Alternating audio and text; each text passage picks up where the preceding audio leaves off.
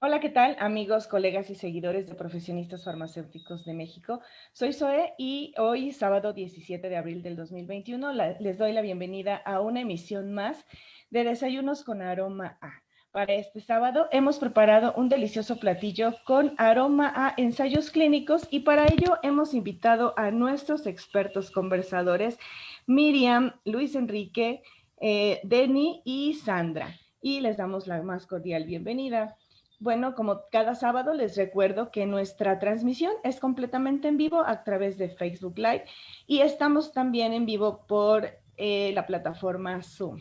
Los invitamos a que nos escriban desde donde nos escuchan, desde donde están siguiendo nuestra transmisión. Háganoslo saber a través de nuestros chats, a través del chat de Zoom o a través de los comentarios aquí directamente en Facebook. Nuestros colegas del staff, como cada sábado, estarán muy contentos y al pendiente de leerles y hacer llegar sus preguntas, sus sugerencias, sus comentarios, felicitaciones a nuestros conversadores para que, bueno, puedan dar respuesta a cualquier pregunta o duda que ustedes deseen conocer acerca de este tema tan interesante que tenemos preparado para el día de hoy. Y pues bueno, para acompañar nuestro desayuno, hemos preparado unas deliciosas enmoladas y pues bueno, nuestra colega Ángeles ha preparado una cápsula para que conozcan más acerca de ellas.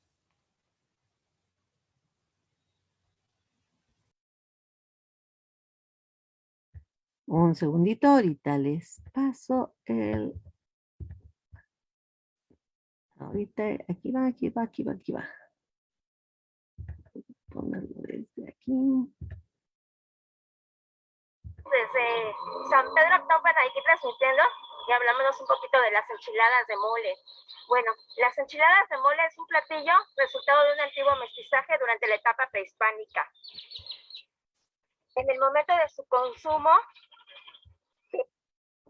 del maíz y elaboración a base de alimentos de alimentación nativa, el método de molienda de metate dio lugar a la elaboración de tortillas de un alimento por excelencia de aquellos tiempos, los cuales eran muy común acompañarlos con un mole o moli, rústico y sencillo a la hora de comerlo. En aquel tiempo no existía aceite para la elaboración, por lo que poco a poco se fueron modificando y surgiendo las enchiladas de mole. Existen muchos tipos según cada estado. Estos eran considerados manjares de los grandes señoríos en tiempos prehispánicos. Con la llegada de los españoles se integraron nuevas especies, completamente la elaboración en la ayuda de nuevas técnicas y recetas de platillos. Cabe señalar que las enchiladas de mole van a variar de acuerdo al estado. Por ejemplo, en la República Mexicana, el mole poblano, el de Oaxaca, el negro, el de Tlaxcala, el de ladrillo, el de Morelos, el mole ranchero, San Luis Potosí, el rojo, pipián, colorado, y como aquí, el almendrado aquí en San Pedro Actopan. Cabe señalar que los alimentos incluso han ido cambiando simultáneamente a llegar ahora a las exquisitas enchiladas. Estas están constituidas por tortillas, queso cotija, crema. También, pues, su relleno llevan pollo cocido con una ramita de hierbabuena, cilantro, cebolla, y posteriormente su cocción, las cuales se frían, se le pone el pollo y encima, ¿no?, se les agregan un poco de más. Buen provecho, transmitiendo Ángeles desde la capital del mole. Hola.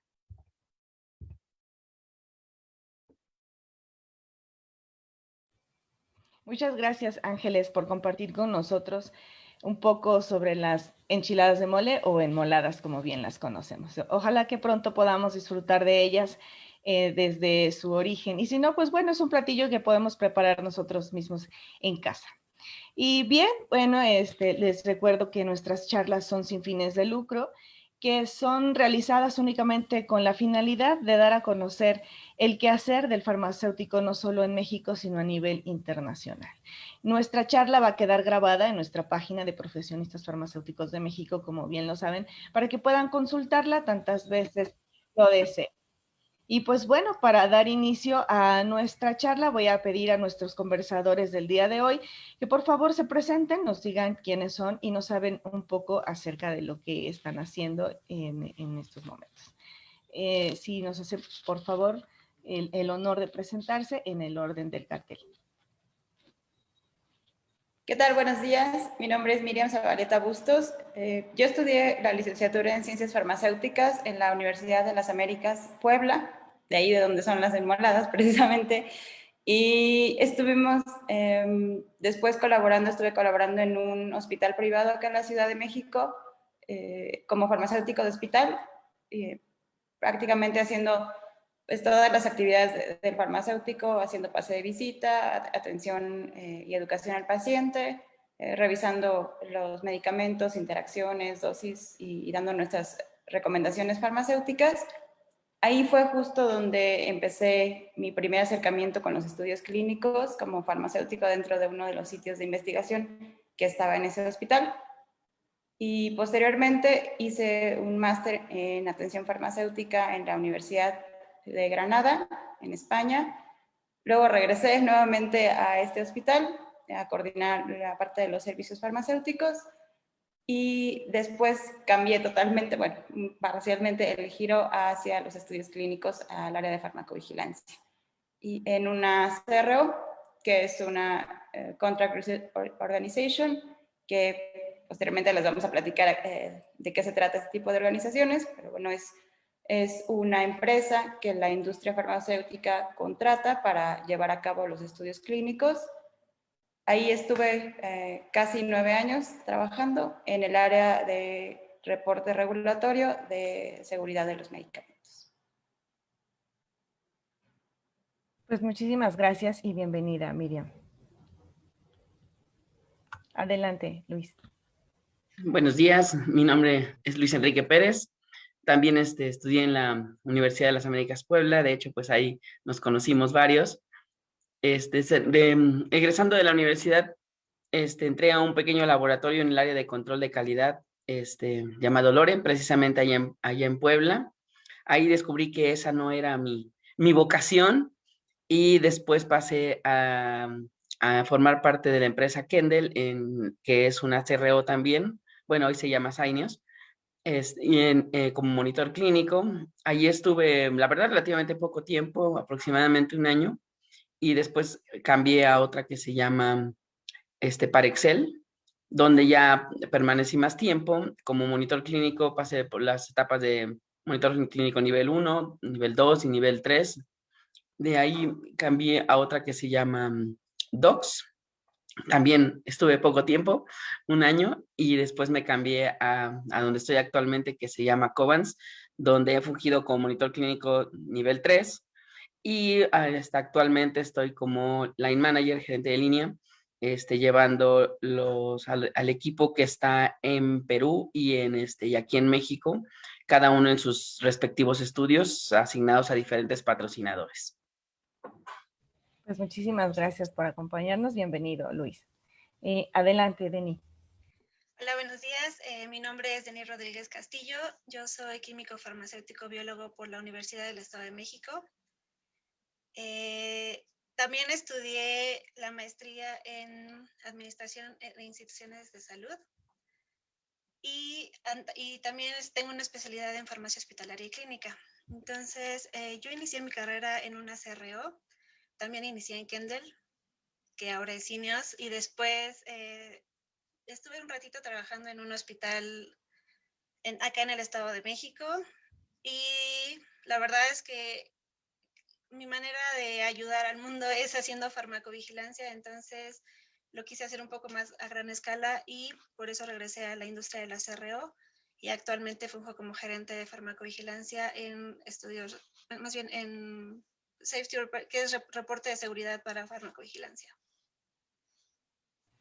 Excelente. Muchas gracias. Bienvenida. Adelante, Sandra. Gracias. Hola, soy Sandra Gallegos. También estudié en la Universidad de las Américas Puebla. Soy licenciada en Ciencias Farmacéuticas. También cuando terminé la carrera fui a Monterrey a hacer una estancia de investigación en la Universidad Autónoma de Nuevo León en virología y también descubrí que no era lo mío, la investigación básica. Pero igual me gustaba mucho la investigación, entonces bueno, al final encontré una oportunidad en la investigación clínica y desde entonces ha sido lo mío, mi pasión. Empecé como monitor clínico también, también estuve subiendo de nivel, luego fui monitor clínico líder, que bueno, se encargan, ya platicaremos un poco más de los roles yo creo, pero se encargan de pues supervisar el trabajo de los monitores clínicos y posteriormente empecé en el área de Project Management desde 2015, que bueno, ya nos encargamos de directamente el manejo de todo el proyecto. Actualmente soy líder global de proyecto, llevo varios países, me encargo, bueno, soy la encargada principal del proyecto de que todas las áreas, safety, monitoreo, regulatorio, contratos, todas las áreas funcionen como deben de funcionar dentro del proyecto y también actualmente ya estoy haciendo actividades de dirección de proyectos, que significa llevar un portafolio de proyectos, o sea, varios proyectos que pertenecen como a un mismo producto en investigación. Y entonces, ahorita estoy incursionando hace poquito en la dirección de proyectos también. Pues Gracias. mucho gusto. Bienvenida, Sandra, también. Y bueno, en el staff ya saben que estamos Ángeles, Norma, Víctor, Bere, Laura, Karina, Litzia y Noemí, atentos a sus preguntas y comentarios. Y saludos, ya saben que nos encanta que nos digan de dónde nos siguen para poderles enviar saludos a la mitad de nuestra transmisión. Y bueno, para dar inicio a esta charla, lo que sí queremos que sepan es que nos siguen, nos escuchan perfiles de distintas posiciones, nos escuchan estudiantes, nos siguen profesionistas farmacéuticos, pero también de varias otras profesiones. Entonces siempre nos gusta iniciar con una pregunta básica sobre el tema y en este caso, pues la pregunta para abrir esta charla es, ¿qué es un ensayo clínico? Y nos gustaría que nos lo contaran desde su perspectiva en el mismo orden.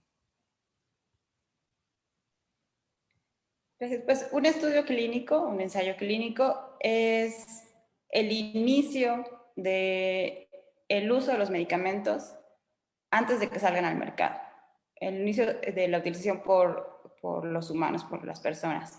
Antes de llegar a los estudios clínicos, como ustedes saben, hay estudios preclínicos que se hacen tanto en modelos computacionales como en modelos animales. Después, ya que se prueba que el medicamento es seguro, puede pasar a la utilización por los humanos. Entonces, participan voluntarios, en algunas ocasiones sanos, en algunas ocasiones con la enfermedad o la indicación que se piensa tratar. Y conforme van avanzando estas fases, se utiliza en diferentes dosis o en comparación con otros medicamentos que ya son el tratamiento estándar para esa enfermedad.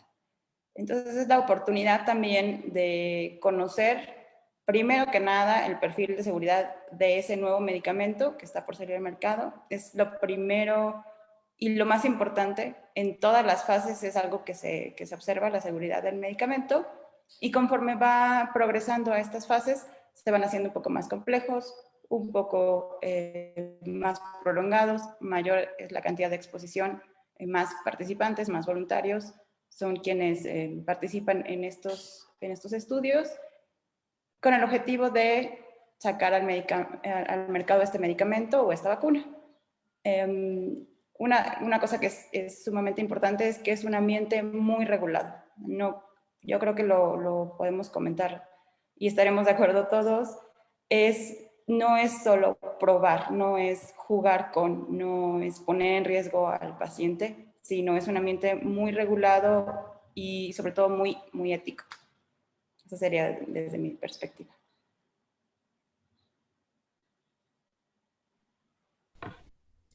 Bueno, para mí un ensayo clínico, pues son las pruebas necesarias que se necesitan hacer para comprobar que un medicamento que apenas está precisamente antes de ser vendido en ensayos, está realmente causando la eficacia que necesitamos y está de verdad sirviendo en este caso a las personas o con el padecimiento que se puede llegar a utilizar aquí. Como Miriam lo comentaba, es un ambiente demasiado regulado y es bastante controlado, en el cual vamos a verificar que de verdad esas letritas que dicen en la caja puede llegar a causar dolor de cabeza o algún tipo de malestar, de verdad sea lo único que va a llegar a causar y nos va a causar un beneficio más que perjudicarnos cada medicamento.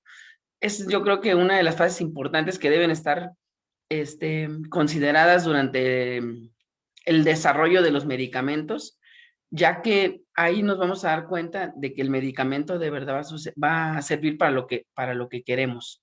Como ya lo veremos tal vez más adelante, existen las 3 fases antes del marketing para vender un medicamento. Y eso ahora sí que pues ahorita están muy en boca de todos por la parte de COVID, pero y es una parte que tiene que estar muy regulada, muy controlada y tiene que tener pues ahora sí que a personas capacitadas en el rubro para poder desarrollarse.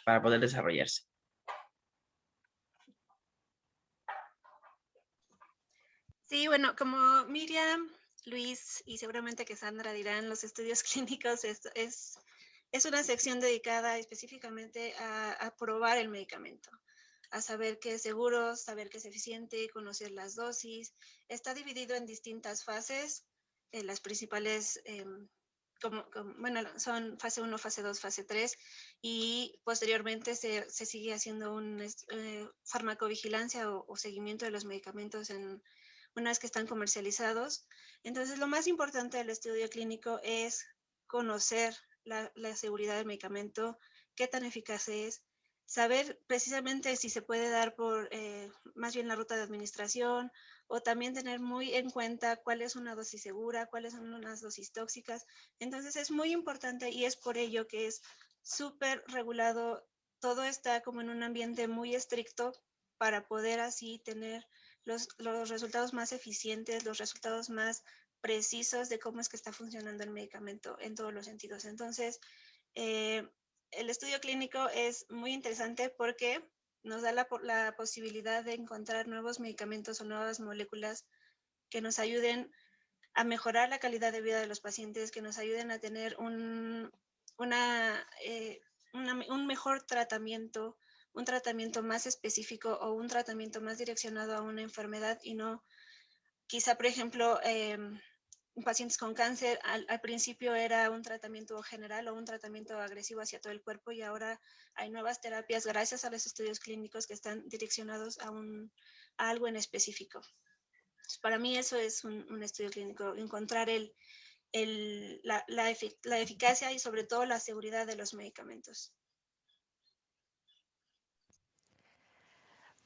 Pues creo que ya dijeron prácticamente todo, pero bueno, para complementar un poquito, efectivamente un estudio clínico pues es un estudio de investigación, es un experimento en el que participan humanos, ¿no? Luego esto suena muy feo, pero en realidad ya platicaremos que, como dicen mis compañeros, está muy regulado, está basado en cuestiones éticas, es muy estricto y bueno, puede ser en medicamentos donde en todos nosotros participamos, pero también existe estudios de investigación clínica, por ejemplo, eh, de pruebas de laboratorio, de dispositivos médicos, ¿no? No solamente son de medicamentos.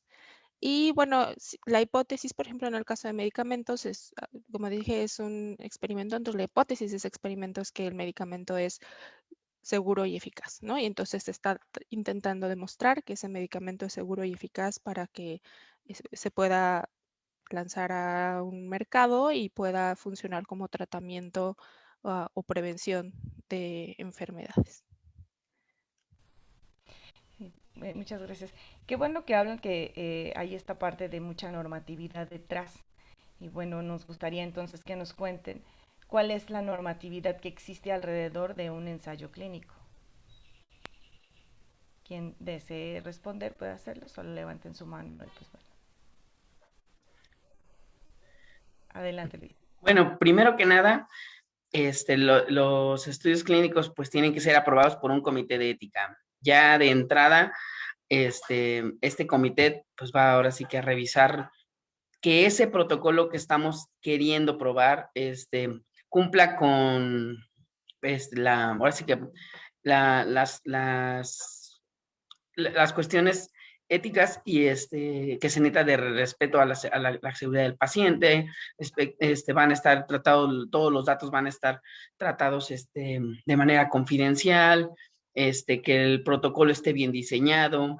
En esos momentos, pues ya de ahí entrada es un como candado que se le va a poner al protocolo. Hay muchos comités de ética en México, cada institución de salud tiene el suyo, y el cual su tarea pues es básicamente ver que el protocolo de verdad cumpla con todos los estándares también de seguridad que se necesitan para llevarlo a cabo. De igual forma, el comité no solo va a evaluar el protocolo, va a evaluar también a las personas que lo van a llevar, saber que si es un estudio oncológico, pues de verdad la persona que lo esté llevando pues sea un oncólogo. No vas a poner algún médico de otra área porque pues no va a ser su ramo para conocerlo.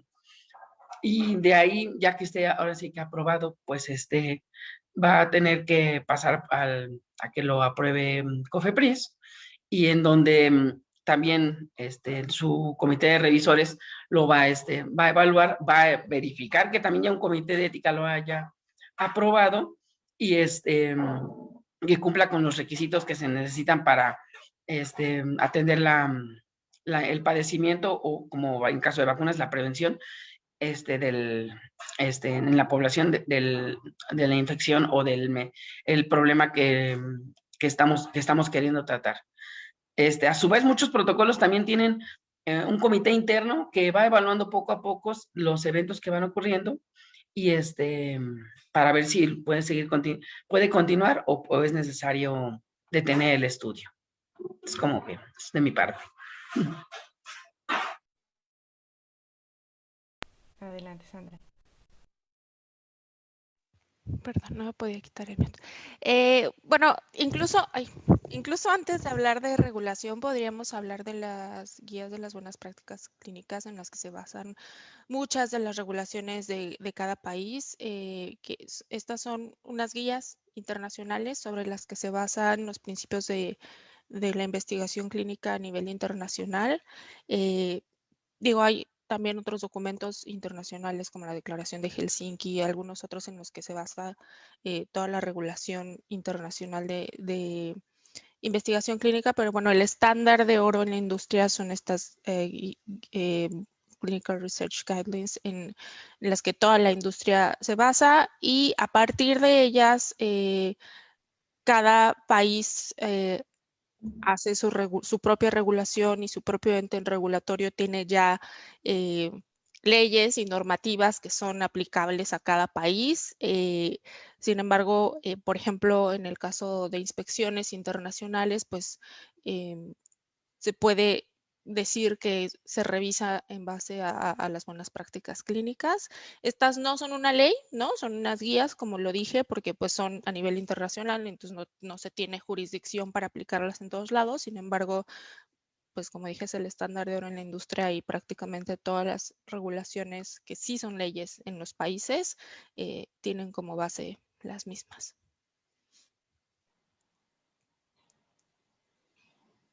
Adelante, Miriam.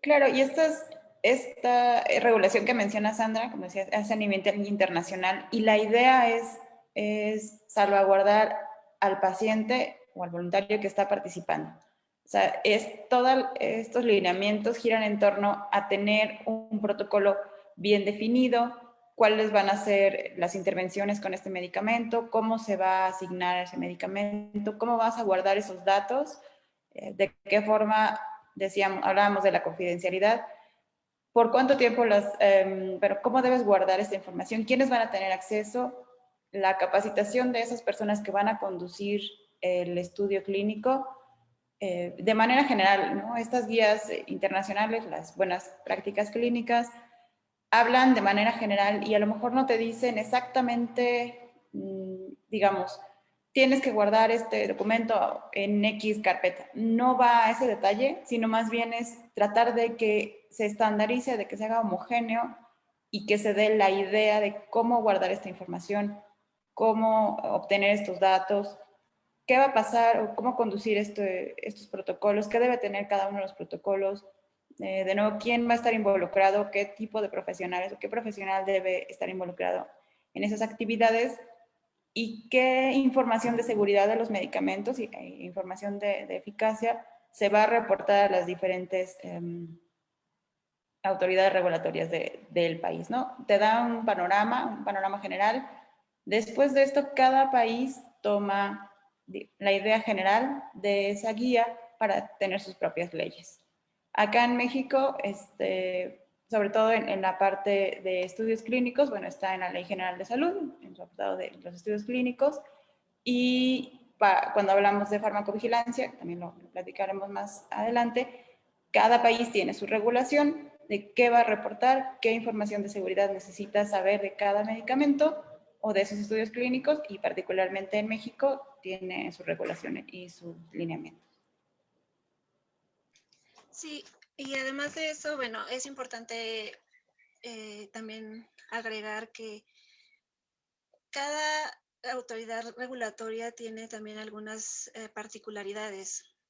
Si bien es cierto, la FDA, por ejemplo, en Estados Unidos tiene algunas normativas, la Agencia Europea de Medicamentos también lo tiene, así como también COFEPRIS. Entonces, además de seguir las buenas prácticas las guías de práctica clínica, también se sigue la normativa de cada país. Es importante recalcar que cada uno de los países busca la seguridad y la integridad de sus pacientes, así como de los datos que se generan, puesto que ellos es parte del país. Entonces es importante regularlo y es importante estar pendientes de todo lo que sucede dentro del país, por lo que se toman distintas normativas. Por ejemplo, en México tenemos un par de normas que nos ayudan a revisar cómo va el estudio clínico o saber cuáles son los criterios que se tienen para hacer estudios de investigación, la norma de farmacovigilancia, también tenemos una guía para los comités de ética,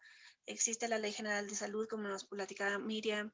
Entonces, tenemos distintas herramientas que nos permiten hacer que los estudios clínicos sean seguros, no nada más para los pacientes, sino también para quienes los están corriendo, puesto que nos aseguramos de tener el personal capacitado y el personal que realmente esté haciendo las cosas como deberían ser, y no nada más si llenemos documentos, ¿no? Entonces es simplemente para asegurar la integridad de los datos y que esos puedan ser exponenciales en un futuro.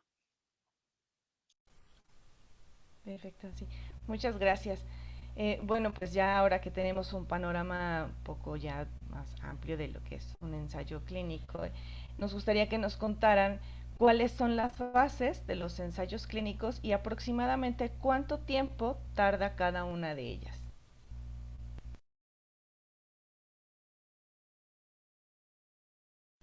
¿Quién desea iniciar? Sí. Bueno, pues en la fase 1 es el primer contacto de ese medicamento o de esa vacuna con el humano. Entonces, son grupos muy reducidos de personas, de voluntarios. Si el medicamento así lo permite, pueden ser voluntarios sanos Pero, por ejemplo, en padecimientos como los oncológicos, pues esto obviamente no sería ético. Darle un medicamento oncológico a un paciente sano, pues no sería para nada ético. Entonces, en esas instancias o en ese tipo de indicaciones, son pacientes que tienen el padecimiento. Pueden ser, pues, alrededor de menos de 30 personas tal vez, y el tiempo de utilización también es bastante corto, pueden llegar a ser meses únicamente. Y el objetivo de esa primera fase es saber si es seguro ese medicamento. Ay, perdón. No sé si alguien quería comentar algo. No, perdón, nada más decía que sí, que incluso pueden ser súper cortitos, ¿no? De días, ¿no? Lo más común es que sean meses, pero pueden ser súper cortitos de días. Y también, obviamente, como dice Miriam, es la primera contacto con los humanos, pero obviamente detrás de ese primer contacto hay muchísima investigación preclínica que se llama, ¿no? De años de laboratorio, ¿no? De qué es antes de, como dice Miri, de entrar en contacto en la fase 1 con seres humanos. Y justamente tenemos una pregunta de algunos de nuestros estudiantes que nos siguen desde Tabasco. Esa parte de cómo es que escala de la fase preclínica a la clínica y cómo es esta fase preclínica. Entonces, pues si gustan podrían hablarnos de esta fase preclínica y pues bueno, avanzar a las siguientes fases. Bueno, yo puedo hablar un poquito de la fase. La fase preclínica incluye como decía, toda la experimentación en laboratorio, ¿no? Que puede ser desde el descubrimiento de la molécula hasta los estudios en animales. Entonces, primero normalmente se hacen estudios en líneas celulares, ¿no? Si esos estudios salen bien, pues entonces la molécula va progresando a modelos animales, que obviamente se busca que sean modelos animales que puedan ser los resultados interpretables y escalables hacia el ser humano, ¿no? Dependiendo del sistema del cuerpo que se esté estudiando, donde se va a aplicar el medicamento. También son varias fases de estudios en modelos animales que se determina la farmacocinética, la farmacodinamia, si hay algo de eficacia, alguna evidencia de eficacia, por ejemplo, y también pues pueden durar varios años también. Y ya sí, obviamente todos esos estudios salen bien y como decía, se puede inferir de esos resultados que es escalable y que puede tener algún beneficio hacia seres humanos, pues es entonces cuando empieza la fase 1.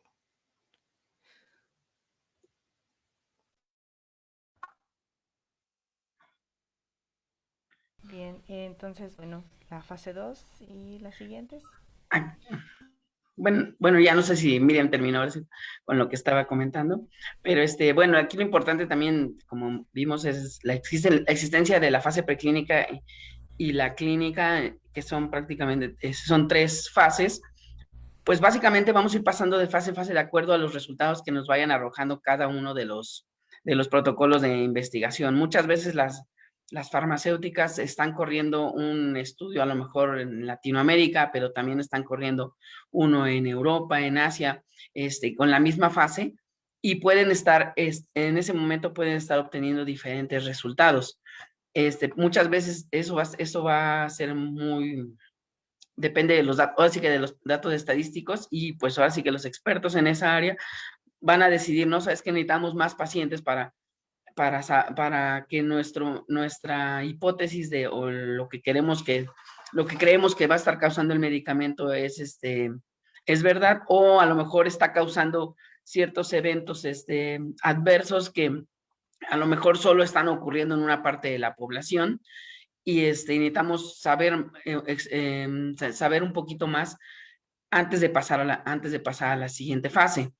Es importante saber también que estas fases, pues ahora sí que se hacen con voluntarios. Muchas veces es la parte que les cuesta a lo mejor a las farmacéuticas encontrar que los pacientes accedan a participar en los estudios, ya que pues cada protocolo tiene ciertos requisitos de acuerdo a lo que estamos buscando fase por fase.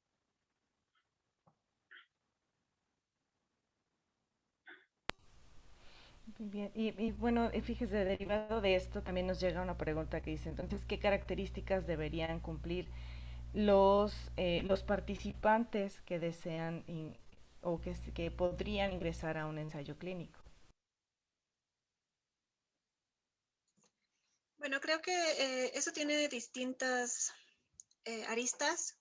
No todos los participantes tienen las mismas características, puesto que cada estudio clínico tiene criterios de inclusión y de exclusión.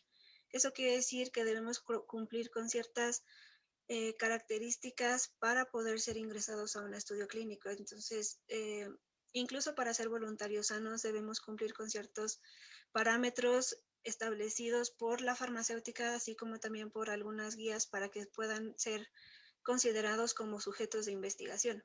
Entonces, es como muy general la pregunta, no podríamos decir, bueno, tienes que ser, bueno, para estudios fase 1, como comentaba Miriam, son estudios en voluntarios sanos, entonces sí, de entrada tiene que ser mayor de edad, pero no te puedo decir, bueno, pues debe tener sus triglicéridos en tanto, o su colesterol en tanto, glucosa. Sí debe tener un estudio de laboratorio o unos valores de laboratorio normales, pero también es importante que se revise qué es lo que está buscando el protocolo, qué es lo que está buscando, qué es lo que se está buscando probar. Entonces es muy general la pregunta y no podríamos especificarlo, pero sí, y cada una de las fases tiene distintos criterios de inclusión y de exclusión, como les comentaba. Sí, algo que podría ser, para empezar este tema, es que cada estudio tiene un protocolo de investigación, es decir, son unas reglas bajo las cuales esa investigación se va a llevar a cabo. Y esas reglas dice, por ejemplo, el paciente o el participante debe tener estas características. Y si ocurren estas situaciones, entonces el paciente tendrá que salir del estudio. O si su estado de salud cambia en X, Y o Z, se tiene que revisar y se ve si puede continuar o no ese paciente en el estudio. Entonces, como decía Denny, si nosotros queremos ser participantes, si nosotros queremos ser voluntarios, ya sea sanos o porque tenemos alguna enfermedad y encontramos que algún protocolo pudiera estar haciendo match con la enfermedad que tenemos o que necesitamos tratar, tendríamos que acercarnos al médico que está llevando este protocolo, es un médico especialista normalmente, o puede ser un centro de investigación, y saber cuáles son los requisitos para entrar a ese protocolo. Y bueno, toda esta información, por supuesto que cuando nosotros nos acercamos como voluntarios, nos van a dar esa información. Es una de las obligaciones del investigador principal, que se le llama, es una de las obligaciones del sitio de investigación, que si yo quiero participar como un voluntario, me tienen que explicar el protocolo, lo tengo que ver por escrito, tengo que desahogar todas las dudas que tengo, me lo tienen que decir de una forma sencilla, sin que sean palabras rebuscadas, sino que yo lo entienda, para saber si esta información que me dicen del protocolo, me dicen los beneficios, me tienen que decir los riesgos que puedo presentar como voluntario, y si yo así lo decido, entonces participar en el estudio. Además del protocolo, además de estos criterios que tiene, el protocolo marca qué es lo que va a suceder en cada visita y en cuánto tiempo me van a revisar, tengo que acudir al médico, me van a hacer laboratorios o estudios de gabinete, y cómo se va a cuidar mi integridad como participante. Entonces, como decía Denis, es una pregunta tal vez un poco general, pero puede darnos un panorama de que cada protocolo es distinto, precisamente porque cada uno está buscando información diferente de los medicamentos. Perdón, Sam, te interrumpí. No, está bien. No, nada más me gustaría agregar que, como bien dice Miriam, yo creo que el único requisito en común, ¿no?, de todos los estudios clínicos, sí o sí, es la firma del consentimiento informado. que es este proceso que estaba explicando un poquito Miri, de que te expliquen como participante todo el estudio, cuáles van a ser los procedimientos, o sea, y que tú voluntariamente aceptes y firmes un documento aceptando tu participación en el estudio. Y también, nada más para agregar que efectivamente, como dicen Denny y Miri, cada protocolo, cada estudio de investigación tiene distintos criterios de inclusión y de exclusión, criterios de elegibilidad. Sin embargo, nada más como para dar una respuesta general y conectarlo un poco con esto de las fases que estábamos platicando, entre más temprana sea la fase, más estrictos son los criterios, ¿no? O sea, las fases 1 tienen unos criterios muy estrictos y, por ejemplo, las fases 3, conforme va progresando, los criterios se van relajando un poco porque, evidentemente, por ejemplo, la fase 2 normalmente ya es con pacientes de la enfermedad blanco, ¿no? De la que se quiere tratar, pero casi que tienen que ser sanos solo con esa enfermedad, ¿no? O sea, para tener un ambiente más controlado dentro del estudio clínico y cuando se progresa a la fase 3, que es la fase ya de pre-marketing, pues se está intentando ya tratar de crear un poco un escenario más real donde los pacientes no solo van a tener una sola enfermedad, a lo mejor van a tener comorbilidades, van a tener otras cosas, entonces los criterios se relajan un poco más, todavía son estrictos, pero se relajan un poco más como para dar un poco más de semejanza a lo que pudiera ocurrir ya cuando el medicamento salga a la población. Y miren, aquí cabe una pregunta, ¿no? Ya que hablamos del todo el tiempo que se lleva un ensayo clínico, por aquí nos preguntan, y entonces una vacuna de COVID, que es temporada, y bueno, estamos en todo este tema de que ya tenemos un año en las vacunas y ahorita estamos en ese lapso, es, bueno, ¿por qué fue más rápido que el resto de los ensayos clínicos? A mí me encanta contestar esa pregunta, así que voy. Porque es como Adelante. la pregunta del momento, ¿no? Es importante, muy importante decir, no se saltó nada, ¿no? O sea, para empezar, los tipos de vacuna que se están aplicando para las vacunas de COVID ya existían, ya tenían ensayos clínicos previos para otras enfermedades, entonces no se empezó desde cero, no se empezó desde no tenemos nada y vamos a empezar las fases preclínicas, no, o sea, mucho de esto ya estaba estudiado. Otra parte importante es que gran parte de o sea, yo siento, no siento, más bien, dos partes que son muy tardadas en la investigación clínica, yo creo que las más tardadas es, por un lado, la fase regulatoria, que es toda la fase de aprobaciones de, como comentábamos hace rato, de los comités de ética, de las entidades regulatorias. Esas pueden llevar incluso años en algunos países, ¿no? En algunos es más corto. En México, por ejemplo, es un tiempo larguísimo que puede llevar 6 meses, a veces más, a veces años. Y con COVID todo eso se redujo a semanas, porque obviamente a todo el mundo le urge.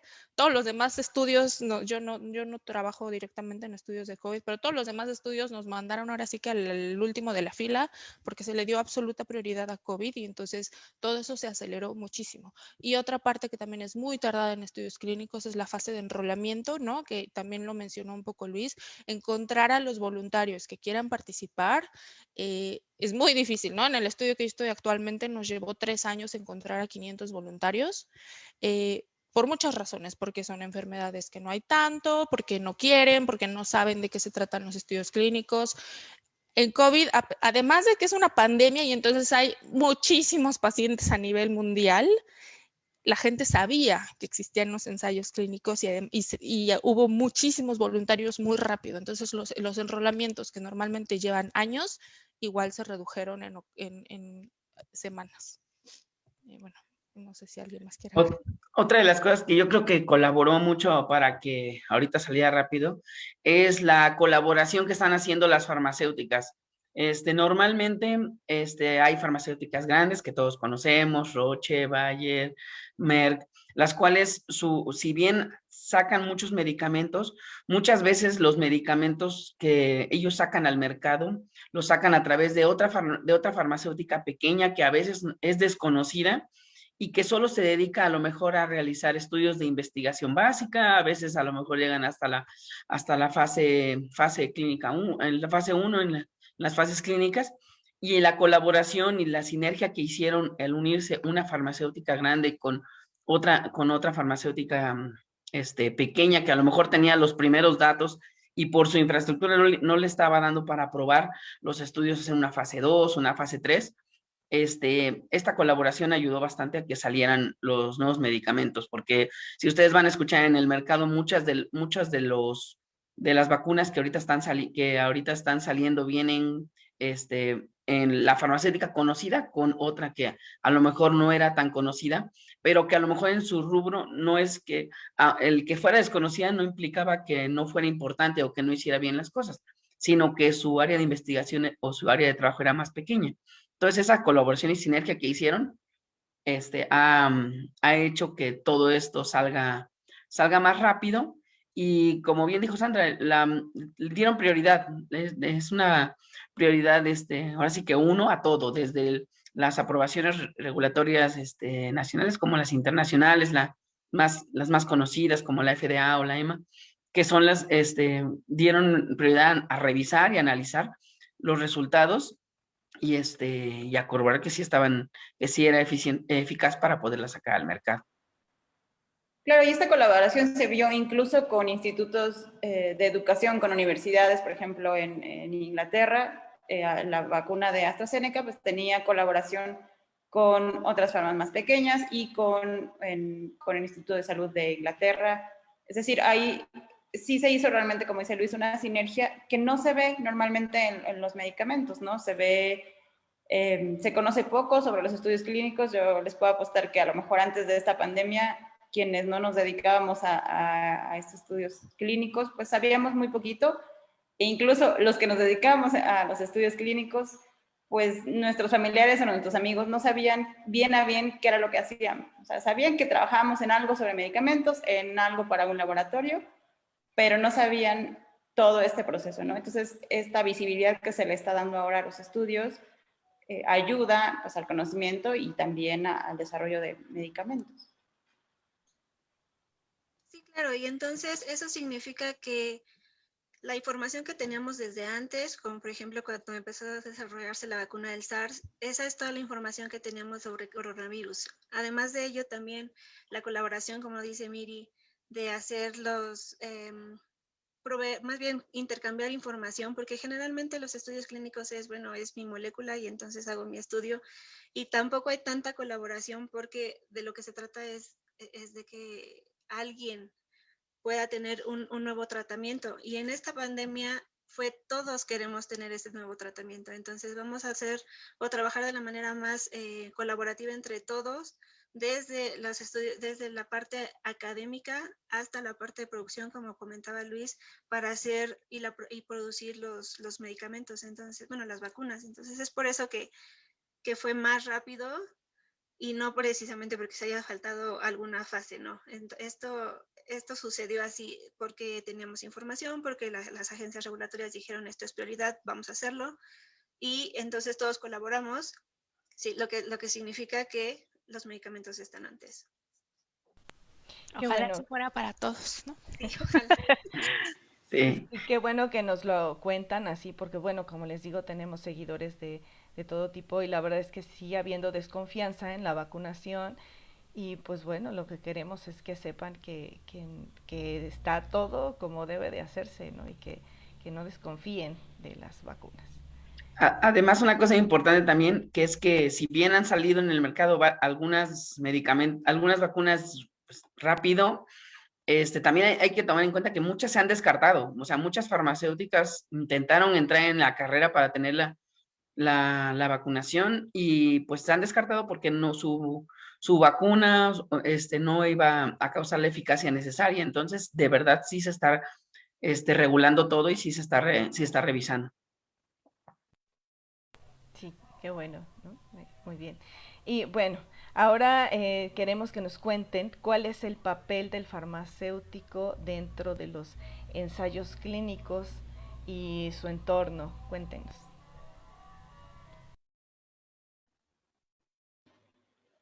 Pues Adelante, ya Miriam. que los farmacéuticos tenemos un campo muy amplio en toda esta cuestión del estudio clínico, desde trabajar en un sitio de investigación, por ejemplo.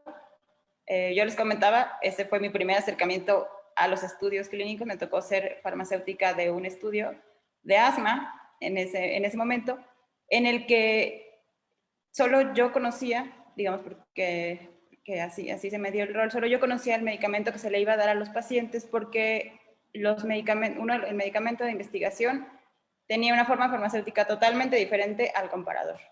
Entonces, como era un estudio cegado, el médico no podía saber qué medicamento estaba recibiendo el paciente y no podía dispensarle él mismo el medicamento porque uno era un dispositivo de inhalación, de polvo de inhalación, y el otro era un spray como los que conocemos de asma normalmente. Entonces eran dos dispositivos totalmente diferentes.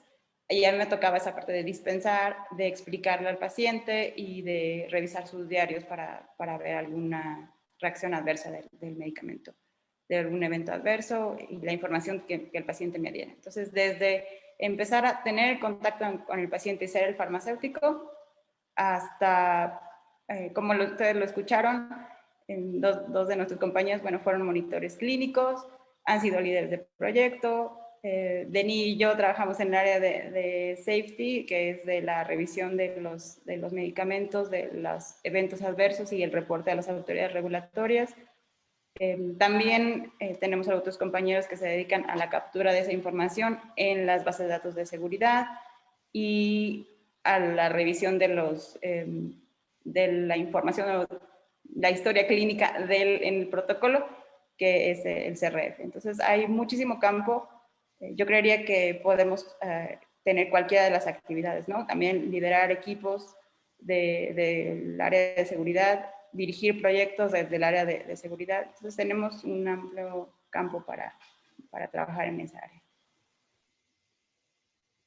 Yo quisiera agregar, el área de investigación clínica tiene muchísimas áreas, ¿no? O sea, tiene demasiados, bueno, no demasiados, tiene muchos roles. Tiene, por ejemplo, ya decía Miriam, manejo de proyectos, manejo de datos, manejo de seguridad, área regulatoria, área científica, área de diseño de protocolos, y seguramente me están faltando como otras 20.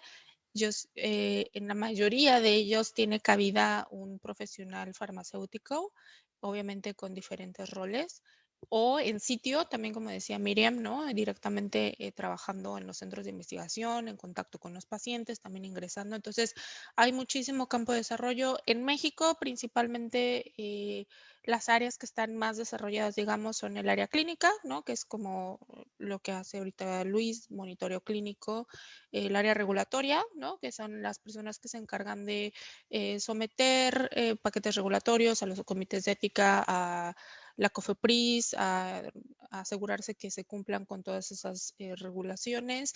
El área de seguridad de safety y farmacovigilancia, que es lo que hacen Denny y Miriam, ¿no? Que es reporte de eventos adversos, distribución, también reporte a las autoridades, manejo de datos, ¿no? Que es todo lo de la base de datos, limpiarla, asegurarse que está estandarizada.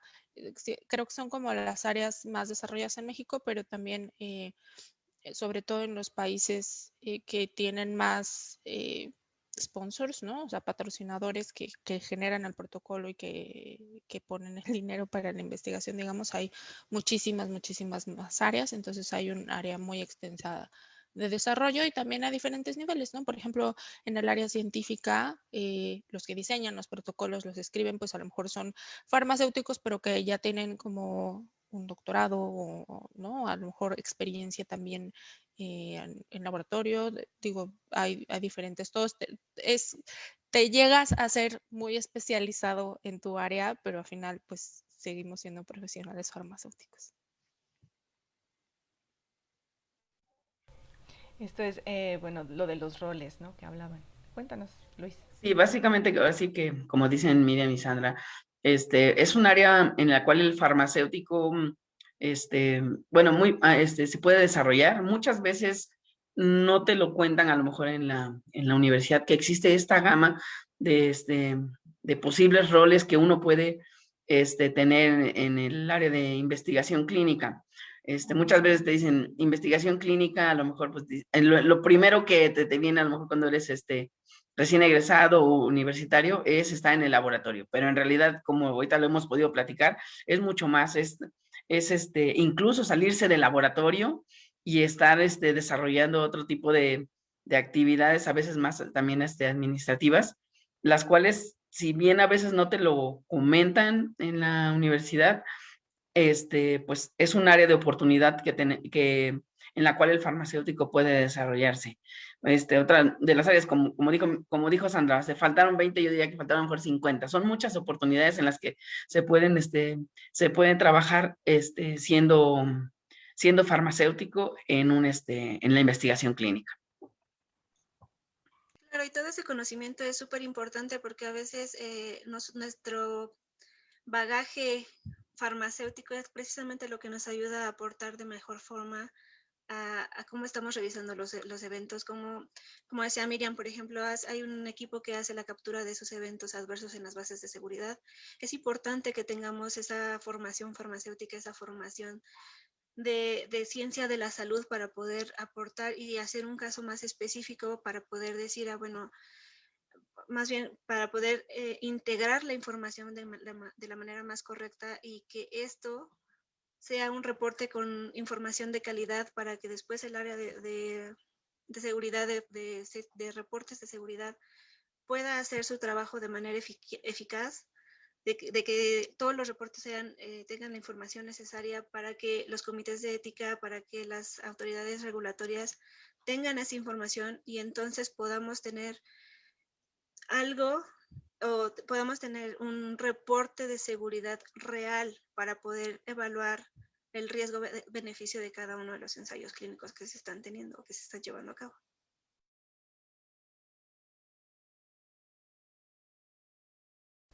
Bien, muy bien. Es muy interesante, ¿no? Como cuentan. Definitivamente no siempre sabemos que existe esta área en la que nos podemos desarrollar y es bastante amplia y bastante interesante. Incluso desde la parte de los comités de ética en investigación, bueno, ustedes están del otro lado, yo estoy en un comité de ética en investigación, o sea, estoy de este lado, ¿no? Entonces, y como farmacéutico, esa es nuestra participación, tanto como investigador como revisor del protocolo y estar atentos de que el paciente sea lo mejor atendido posible y toda esta parte de la seguridad del paciente, que todo sea tratado con ética, el consentimiento informado lo más detallado posible y bueno, esa es la parte como lo veo yo desde este lado. Pero cuéntenos ustedes cómo es esto de someter un protocolo, someter el protocolo a los comités y cuáles son estos comités a los que se someten. Esa me gusta. Adelante. Sí, bueno, básicamente cada institución de salud tiene un comité de ética en el cual un comité que vas a someter el protocolo a revisión. Normalmente son dos, el comité de ética y el comité de investigación, ya depende del medicamento en donde pueden tener el comité de bioseguridad, pero los que van, ahora sí que de cajón van estos dos, que es comité de investigación y de ética, y pues tienen a sus revisores, te dan ahora sí que te dan la aprobación o incluso te pueden solicitar cambios. Hay comités de ética un poco más estrictos que otros en los cuales te piden casi que revisiones punto y coma de que se entienda todo, otros no tanto, pero todos cuidando que el protocolo no afecte a los pacientes, cuide su integridad y de verdad esté siendo realizado para cumplir, cuidar, atender algún tipo de padecimiento.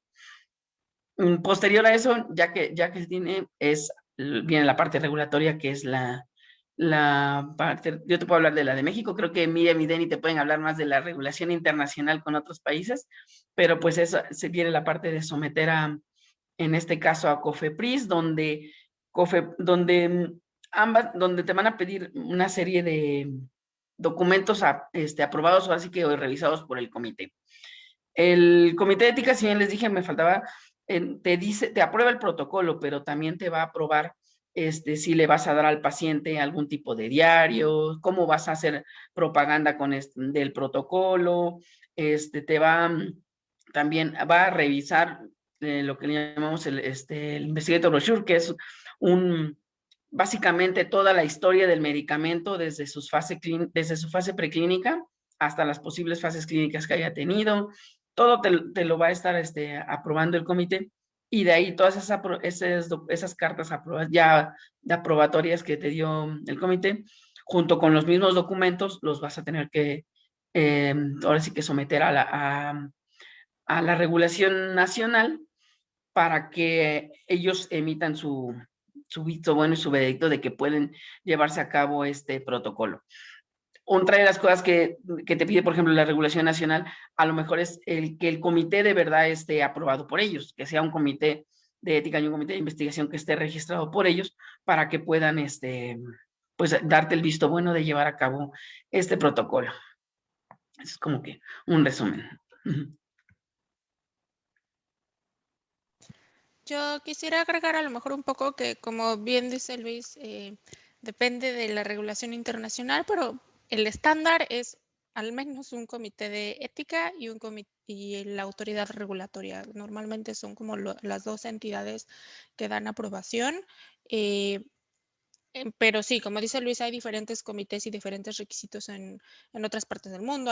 Hay países que tienen, por ejemplo, comités de radiación, por ejemplo, en el caso de estudios oncológicos. O sea, hay una infinidad de agentes y como decía Zoe, de cómo se prepara el sometimiento, pues normalmente son un montón de documentos que se tienen que enviar a estas entidades aprobatorias, que es de entrada, obviamente, el protocolo, que como mencionábamos hace rato, dependiendo de la fase de investigación, son diferentes y va a contener exactamente definido cómo se va a llevar a cabo el estudio. El brochure del investigador que también mencionaba Luis, que va a contener toda la información que se ha recabado de ese medicamento a lo largo de todos los años de investigación, incluso de la fase preclínica. El consentimiento informado, que es el que firman los pacientes, donde se les explica cómo va a ser su participación. Cualquier otro documento que los pacientes vayan a obtener, por ejemplo, en algunos casos hay cuestionarios que se les aplican a los pacientes, diarios del paciente, o sea, cualquier otro documento que un paciente vaya a ver, lo tiene que aprobar un comité. Y bueno, de ahí también puede haber algunas otras cosas, ¿no? Algunas entidades piden cartas especificando qué es lo que se está mandando. Eso es como un estándar muy normal. Y otras, dependiendo de cada país, de cada regulación, de cada comité, puede haber otros requisitos como el CRF, no sé, o sea, cada país tiene diferentes requisitos, pero creo que estos son como lo más básico que pide cada uno. Y como decía, al menos un comité de ética y la autoridad regulatoria son normalmente los que emiten aprobaciones. Sí, también es importante decir que cada una de las fases conlleva distintos documentos. Es decir, si ya me aprobaron para fase 1, no es la misma aprobación que tengo para fase 2. O sea, necesito volver a hacer ese proceso de aprobación para poder continuar con mi estudio clínico.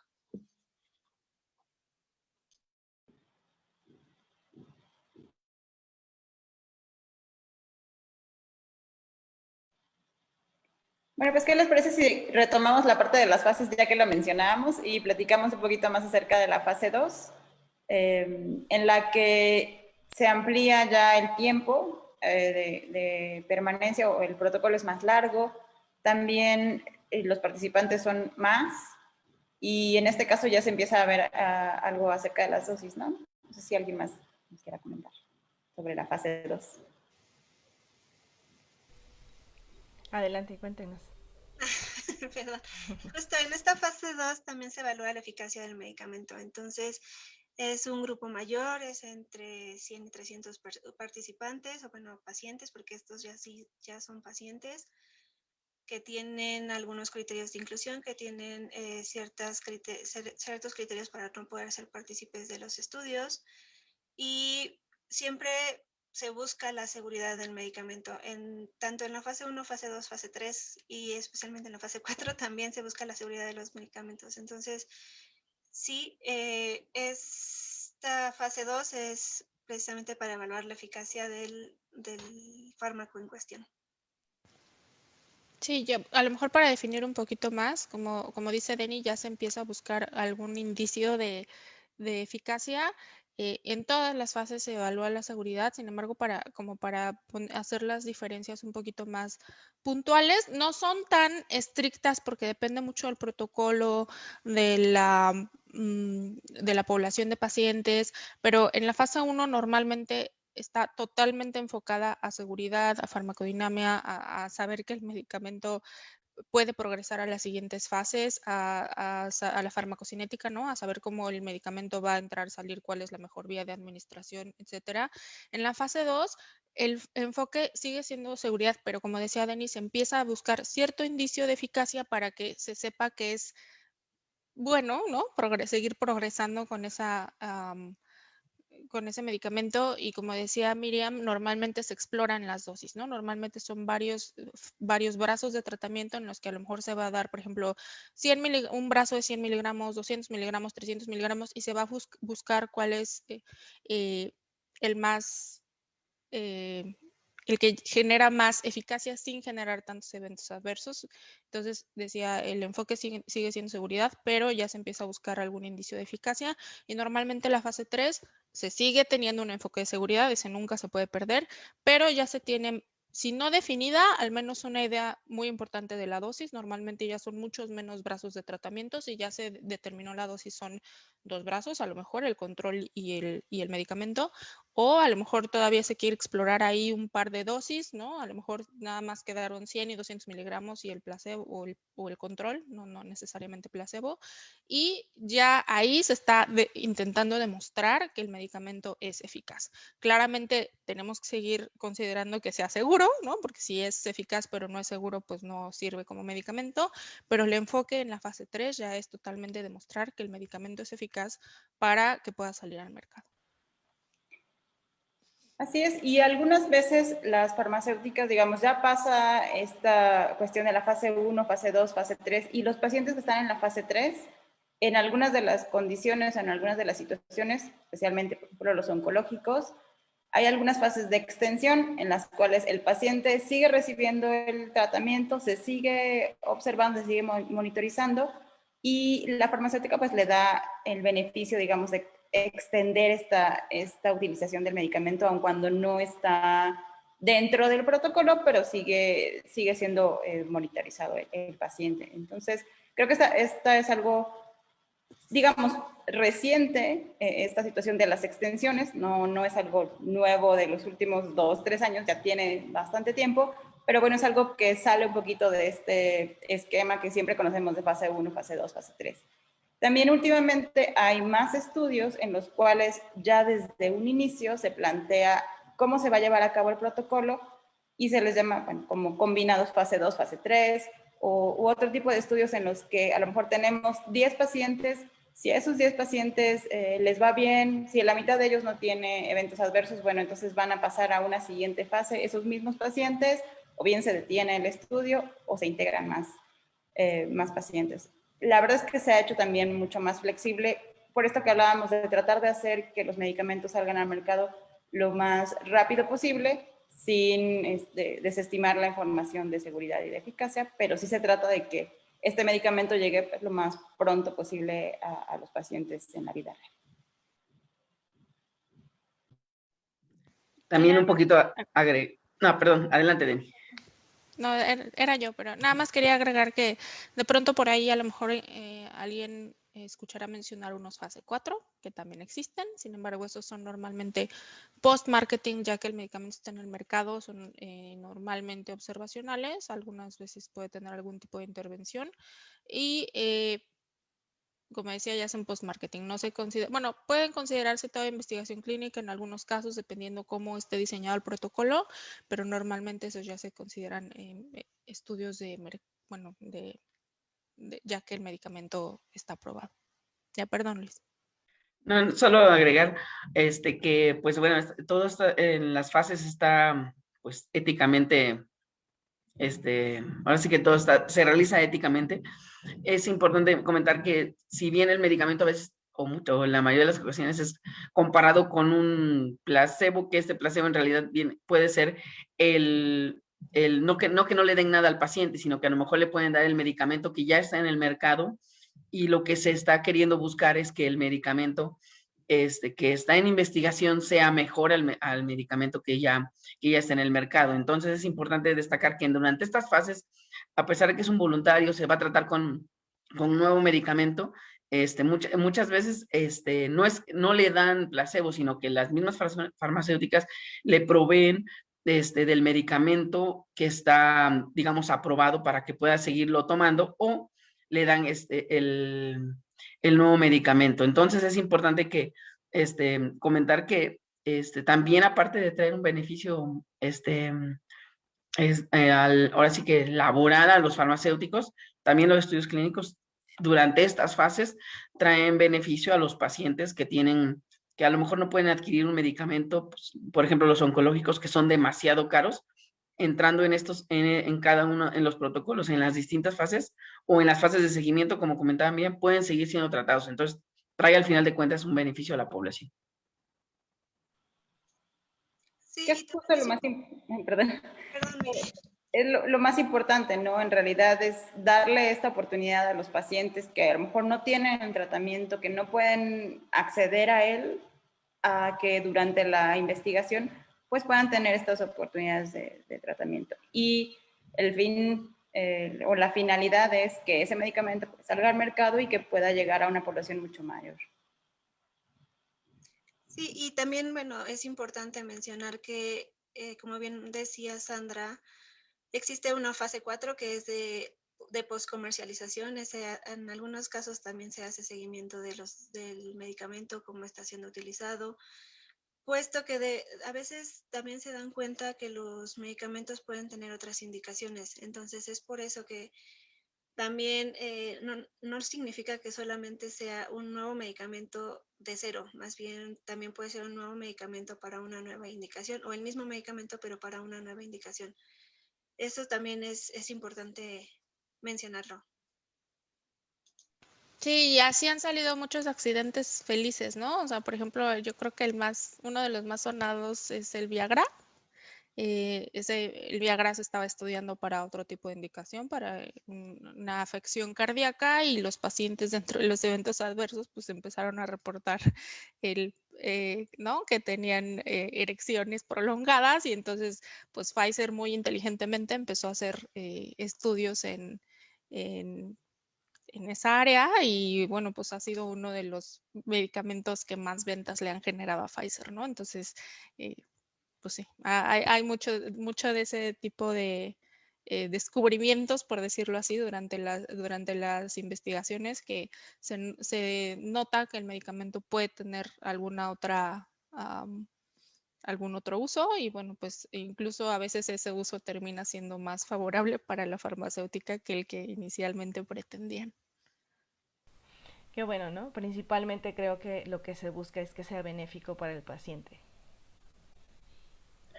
Igual no tenemos que dejar de a un lado también que, bueno, al final de cuentas la farmacéutica pues está haciendo una inversión. Entonces, por eso es que también quiere que salgan los medicamentos bien, por eso también todo es estricto, para que al final de cuentas, así como dijo Sandra, hay accidentes felices, pero también si no se sigue bien puede haber accidentes trágicos, que cuando hay medicamentos que si en estas fases no se llevaron bien, no se reportó todo lo que se tenía que reportar. Al final de cuentas, cuando estamos en una fase 4, que es post-marketing, o ya cuando está en el mercado, pues se ven en la necesidad de retirarlos, y eso es una gran pérdida al final de cuentas, para las farmacéuticas. Sí, claro, definitivamente. Siempre que sea seguro y benéfico para todos. Bueno, pues vamos a mandar algunos saludos, es el momento de los saludos. Tenemos saludos para todos desde el Estado de México, desde Chalco, la Ciudad de México, Veracruz, Tabasco, Puebla, Guerrero, Chilpancingo, Zacatecas, Morelia, Islandia, Perú, Costa Rica, son quienes nos siguen también, Boca del Río. Tenemos saludos también para Cecilia Padierna, que nos está siguiendo y hacen por aquí unas preguntas.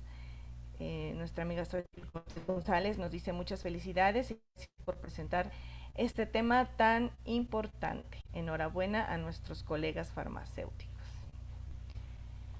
Por aquí tenemos otro saludo para Sonia Zamudio. Ella dice, muchas gracias por la información que nos comparten. ¿Podrían por favor comentar cómo se manejan los medicamentos huérfanos y aquellos que se usan en urgencias? Gracias. Y bueno, esos son todos los saludos que tenemos hasta el momento. Muchas gracias por seguirnos. Y pues bueno, no sé si quieran contestar esta pregunta que nos hizo Sonia Zamudio sobre los medicamentos huérfanos. Sí, claro. Bueno, antes quiero saludar a Emma, aprovechando los saludos que nos está viendo. Pues yo puedo contestar, normalmente las entidades regulatorias dan incentivos, ¿no?, a las farmacéuticas para que hagan investigación en medicamentos huérfanos. Lo que se conoce como medicamentos huérfanos son enfermedades o padecimientos que son muy raros, ¿no? Y entonces afectan a una población muy bajita, y entonces pues obviamente una farmacéutica no va a obtener tanto beneficio de investigar y sacar al mercado un medicamento para un padecimiento que tiene tan poquita población, a diferencia de uno que va a tener muchos pacientes y les va a generar más dinero. Por lo mismo, las entidades regulatorias generan incentivos para que las farmacéuticas generen este tipo de investigación. Por ejemplo, pueden darles más tiempo de patente o no sé, o sea, generar algún otro tipo de investigación, acortarles los tiempos. Por ejemplo, les pueden dar una aprobación especial para medicamento huérfano que normalmente tiene tiempos más cortos de aprobaciones. Incluso si es un padecimiento que no tiene ningún medicamento o ningún tratamiento disponible, pues se acelera mucho más, que fue como una de las cosas que pasó con COVID, ¿no? Como no había medicamentos ni vacuna disponible, pues se aceleraron totalmente ya platicamos de que COVID es un caso muy particular, pero se pueden acelerar los tiempos, ¿no?, para permitir que ese medicamento salga al mercado lo más pronto posible. Y bueno, son algunos de los tipos de incentivos que normalmente se dan. Saludos, Manolo. Y para los medicamentos que se utilizan en urgencias también hay protocolos. De hecho, si hay un medicamento que vaya a estar en investigación que solo sea para una situación de urgencia, de hecho me tocó participar en algunos de ellos en un protocolo, pues únicamente digamos que lo que cambia es que el reclutamiento de los pacientes va a ser en la sala de urgencias, pero todo lo demás es igual. Hay un protocolo, hay unos criterios muy bien establecidos de a quién se le va a dar el medicamento. Depende de las condiciones, obviamente, del paciente en el estado crítico. Puede ser que el paciente pueda firmar ese consentimiento informado o algún responsable de él, depende de la cuestión de cómo se utilice este medicamento. Pero en general también hay estudios clínicos en la área de urgencias, en la sala de urgencias o en la terapia intensiva. Entonces, digamos que esta cuestión de en dónde se va a utilizar o cuándo se va a utilizar no exime a que el resto de las reglas de la regulación se siga. Se tiene que de todas formas tener este protocolo y esta información de los medicamentos. Claro que, por ejemplo, la especialización del investigador va a ser muy importante. No va a ser, digamos, un médico general o de otra especialidad que pueda utilizar este medicamento. A lo mejor tiene que ser el investigador, un urgenciólogo o un médico de la terapia intensiva.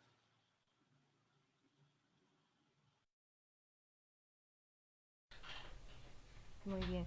Bueno, tenemos por aquí otra pregunta. Dice, ¿una persona hasta cuántas veces puede participar en diferentes ensayos clínicos y si corre el riesgo de generar algún padecimiento o modificar sus genes en su organismo?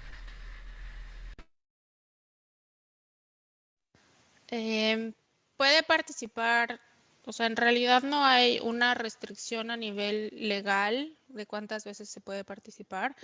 Sin embargo, prácticamente todos los protocolos, uno de los criterios define que no se puede estar participando al mismo tiempo en algún otro tipo de protocolo o de investigación, y algunos incluso llegan a definir que no se haya participado anteriormente, ¿no? Eso depende mucho de los criterios de elegibilidad del protocolo, pero normalmente sí, al mismo tiempo no se puede participar. Eh, sobre generar algún padecimiento, pues obviamente no, o sea, los eventos adversos que son como los que ocurren dentro del protocolo pueden ocurrir. Normalmente no se reportan. Si el investigador tendrá la responsabilidad de reportar si son o no son relacionados al producto en investigación. Y sobre cambiar la genética, eso no se puede. Digo, hay ahorita una investigación muy básica sobre genética, pero no, o sea, ahorita no hay en el mercado o en investigación clínica que yo sepa, al menos en México segura, ¿no? Tratamientos de modificación genética y no hay ninguna posibilidad de que un medicamento en investigación cambie tu genética. Muchas gracias por la respuesta.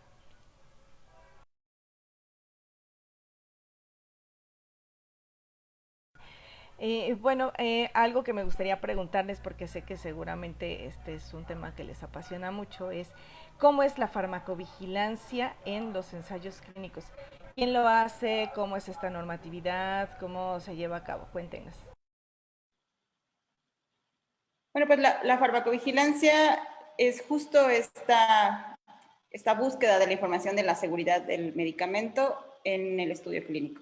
Entonces, como decíamos hace un rato, hay regulación específica a nivel internacional o en esas guías de práctica clínica dentro de ese mismo consejo que creó las guías de buenas prácticas clínicas. Existen otras guías que son de seguridad de medicamentos en las cuales te dice qué debes reportar. Esto que mencionaba Sandra, que es responsabilidad del investigador reportar cualquier evento que sea relacionado o que piense que está relacionado con el medicamento de estudio. ¿A quién se le debe notificar? Se le debe notificar primero a la autoridad regulatoria, se le debe notificar a los comités de ética para que también ellos vayan recabando la información y que incluso puedan hacer algún cuestionamiento o alguna solicitud de mayor información a la farmacéutica o al patrocinador que está haciendo este estudio. Se le debe notificar a todos los investigadores porque digamos que todos los investigadores tienen el derecho de saber qué es lo que está sucediendo con esa misma molécula en otros estudios que estén utilizando la misma molécula, en otros países incluso, o en otros sitios de investigación dentro del mismo país. Entonces, esta es la información de farmacovigilancia. ¿Qué puede suceder después de todos estos reportes? Puede ser que la autoridad regulatoria pida más información, puede ser que detenga el estudio, puede ser que solicite al patrocinador hacer alguna modificación al protocolo o parar definitivamente el estudio, ¿no? Depende de cuál sea la evaluación de este riesgo de la información. Y bueno, aquí en México la regulación, la que marca esta farmacovigilancia es la misma que en el post-marketing, que en el mercado, que es la norma 220 de la Secretaría de Salud.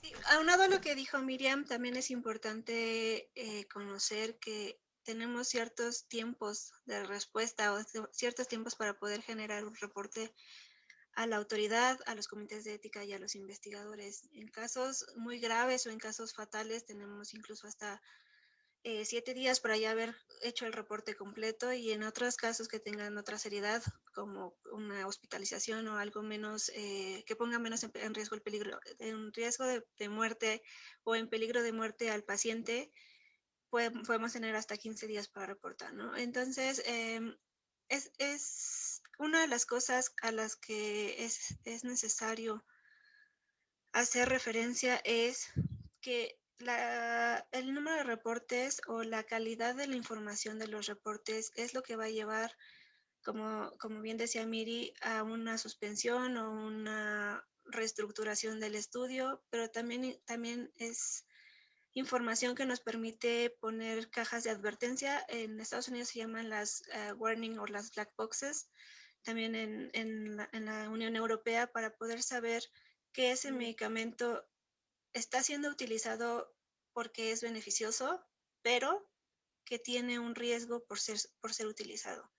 Entonces, toda la parte de farmacovigilancia y toda la parte que sigue después de que se le administre el medicamento a los pacientes es súper importante, porque esta información es la que nos da el verdadero conocimiento de saber qué es lo que está o cuál es el efecto que está teniendo el medicamento en los pacientes, para poder así tener mayor seguridad y mayor control. Yo quiero agregar, y digo, aquí Miriam y Denny son las expertas en este tema, pero nada más para aterrizarlo un poquito, y a lo mejor ellas pueden después ampliar mi comentario, para aterrizarlo un poquito en lo que hemos visto últimamente, ¿no? Últimamente en las noticias, los medios están como tomando estas medidas y sacándolas en las noticias, ¿no? De decir, la vacuna de AstraZeneca se paró el estudio porque encontraron un caso de un paciente que tuvo coágulos, ¿no? Y entonces salen las noticias, pero no es que se paró el estudio completamente, no es simplemente cuando se reciben estos reportes que, por ejemplo, Miriam y Denny están explicando que tienen ciertos tiempos de reporte, se recibe, se para el estudio, ¿no? Se ve que hay como algo que revisar, se para tantito el estudio en lo que se revisan, y después la autoridad puede decir, no, ya lo revisamos, no, o sea, sí vamos a tener como más cuidado en esto, podemos modificar el protocolo para poner más atención en estas cosas,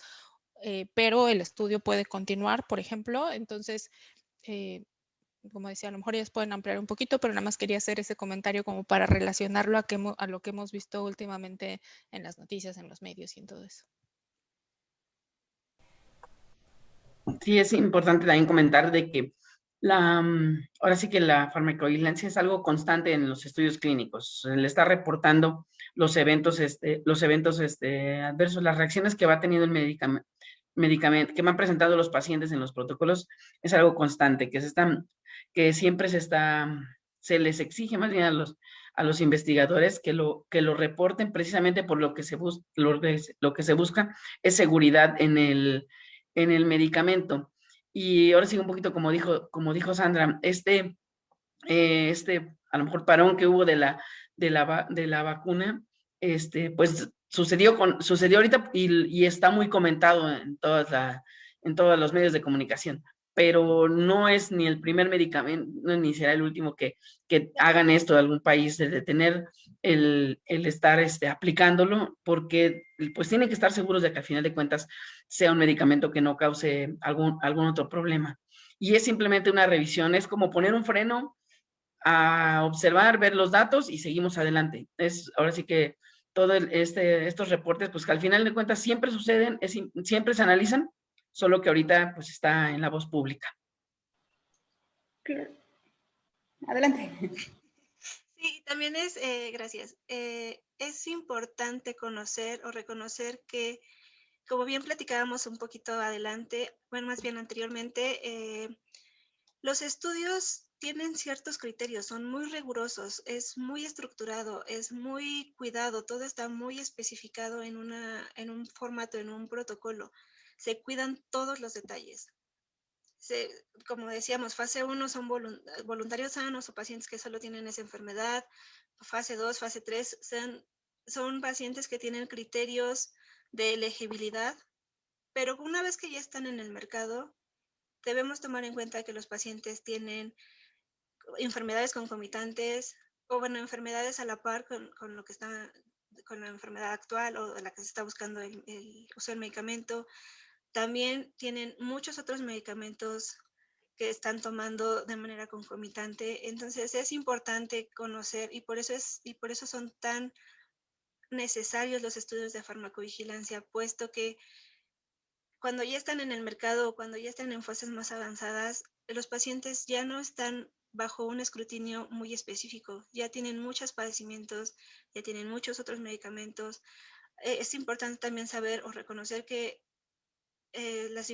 tenemos diferencias genéticas con otros sectores de la población.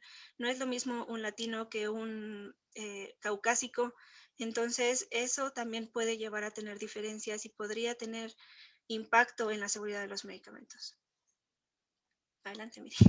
Sí, solo para complementar, esa es la importancia justo de los estudios de farmacovigilancia, de los estudios fase 4. O sea, ya que el medicamento salió al mercado, digamos que no queda en abandono y a ver qué es lo que pasa, porque realmente ahí es donde entra en contacto con la vida real, o sea, cómo se utiliza el medicamento, y por ello es importante tener este tipo de estudios, los fase 4.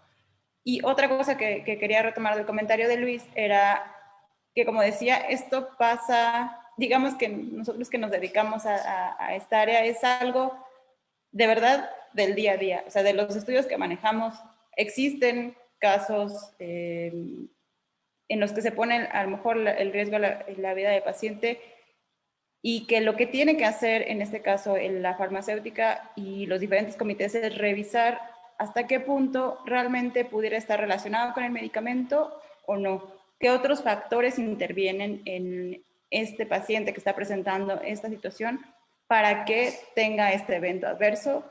¿Y qué situaciones se pueden cuidar a largo plazo, ¿no? En algún momento yo recuerdo que tenía un protocolo en el que los pacientes empezaban a presentar sangrado, y lo que se hizo después de hacer de tener este protocolo fue revisar y decir, estos pacientes no corren el riesgo una importante cantidad de la población, lo que se tiene que hacer es monitorizar más la población. Entonces, ahora a partir de estos eventos, lo que se va a hacer es, dentro de todas las visitas, monitorear la población del paciente. Entonces, no necesariamente detener el protocolo significa ya vamos a desechar totalmente este medicamento. Lo que vamos a hacer es revisar y ver qué medidas se pueden tomar, a lo mejor incluir un criterio de exclusión, es decir, este tipo de pacientes cuando veamos que presentan esto, van a tener que salir del estudio y se les va a continuar monitorizando, o ya no van a poder ingresar este tipo de pacientes que tengan X y características porque se les podría poner en riesgo. Entonces, creo que es algo importante que debemos mencionar, porque justo ahora en las noticias se está observando con una lupa este tipo de cuestiones de la seguridad de los medicamentos, lo cual es bueno, no lo descarto, pero que sí deberíamos pues, conocer la escala de estos eventos y saber qué es lo que está haciéndose en todos los protocolos para seguir cuidando a los pacientes. Sí, y hablando de escalas, también es necesario saber, más bien ver que a lo mejor un paciente presenta, como bien dicen, un coágulo, pero esto es comparado contra qué población. Porque últimamente lo que he visto en las noticias es dos pacientes tuvieron coágulos o tuvieron alguna reacción derivada del uso de la vacuna, por ejemplo, pero no quiere decir que la vacuna no sea segura, porque son 2 pacientes en 1.000.000 de pacientes o en 1.000.000 de personas a las que se les ha aplicado la vacuna. Entonces, a veces se sataniza la información o se crea información falsa que hace que las personas eviten vacunarse o eviten tomar ciertos medicamentos que pudieran ser más benéficos para ellos solo por tener un caso en 1.000.000.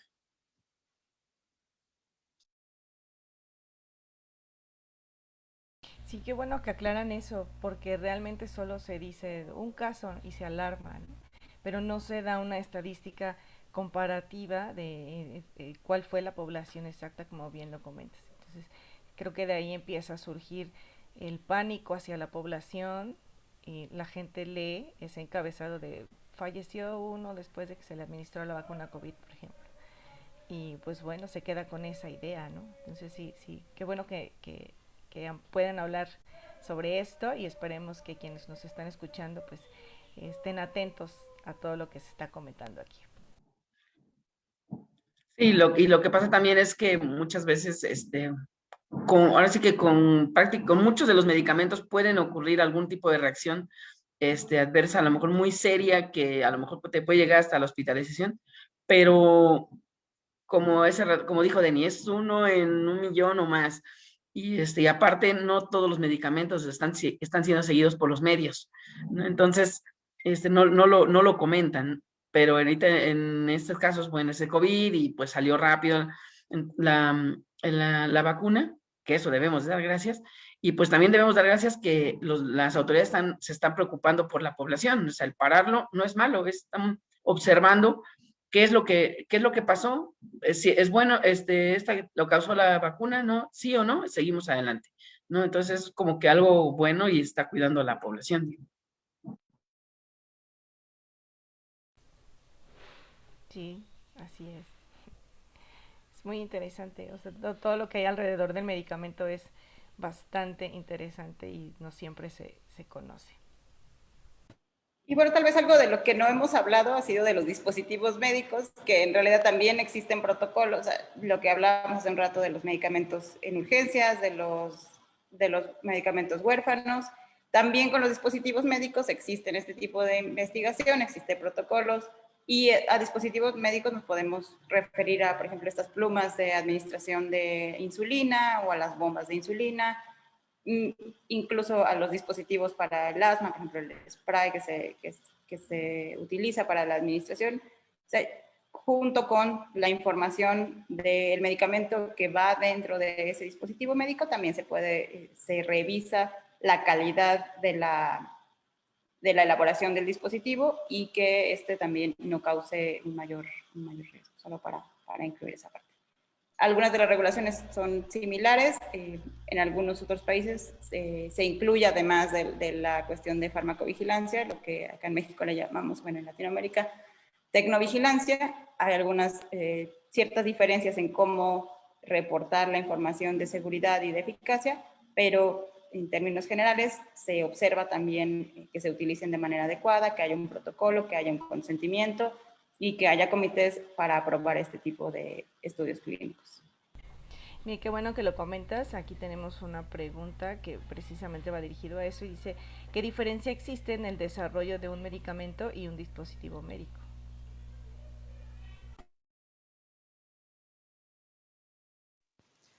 Pues hay, obviamente, es diferente las fases de desarrollo, ¿no?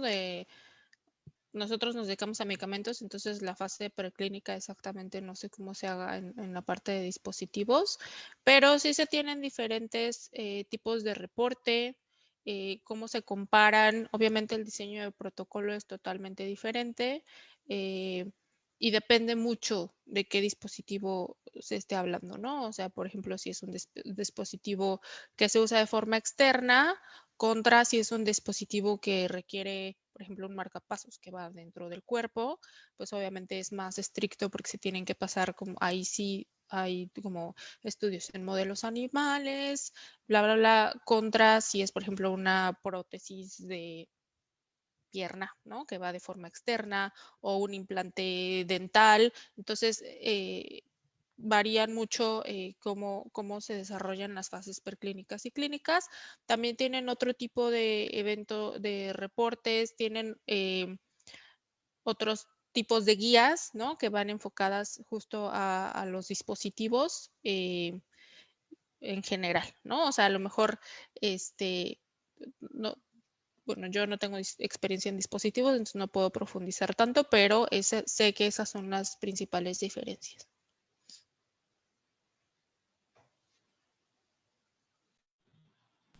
Sí, aquí en México la norma de tecnovigilancia lo que hace primero que nada es categorizar estos dispositivos médicos, es decir, desde una jeringa, depende de de qué tan invasivo sea este dispositivo médico es la categoría del dispositivo, y basados en eso se utiliza para diferentes situaciones, se hacen diferentes tipos de estudios clínicos, y el reporte, al menos el reporte de seguridad, es diverso. Puede ser únicamente una cuestión de algo que es probablemente asociado, digamos, a la utilización del dispositivo, y se introduce una categoría diferente a los medicamentos, que es alguna queja de calidad.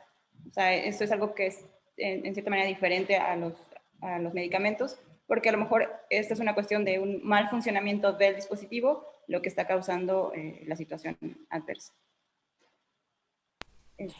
Si desean conocer un poquito más, es la norma 240 de tecnovigilancia.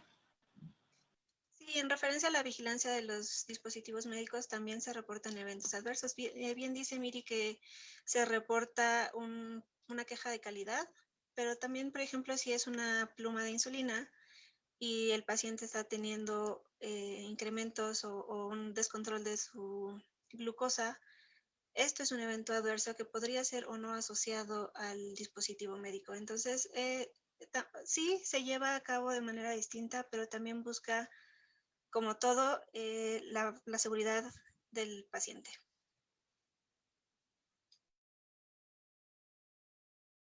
Sí, es muy bien. Lo importante es que todo está normado y todo tiene una vigilancia, ¿no? Por parte de nuestras autoridades. Y como bien lo mencionan, la norma de tecnovigilancia, que es la 240, también ya tuvimos por aquí una charla de dispositivos médicos, y entonces a lo mejor valdría la pena que abriéramos un foro para cómo es este desarrollo, esta investigación específica, ¿verdad? Y pues bueno, eh, ya el tiempo nos está persiguiendo un poco, tenemos todavía muchas preguntas por resolver, muchas dudas que se quedan aquí abiertas, pero seguramente que podremos abrir una segunda sesión para que nos puedan seguir comentando este interesante tema y bueno, dar respuesta a las preguntas que van a quedar al aire. Lo que me gustaría ahora es que nos hablaran de en qué protocolos han ustedes trabajado, pero de esos, ¿cuál es el que más les ha gustado y por qué? Cuéntenos.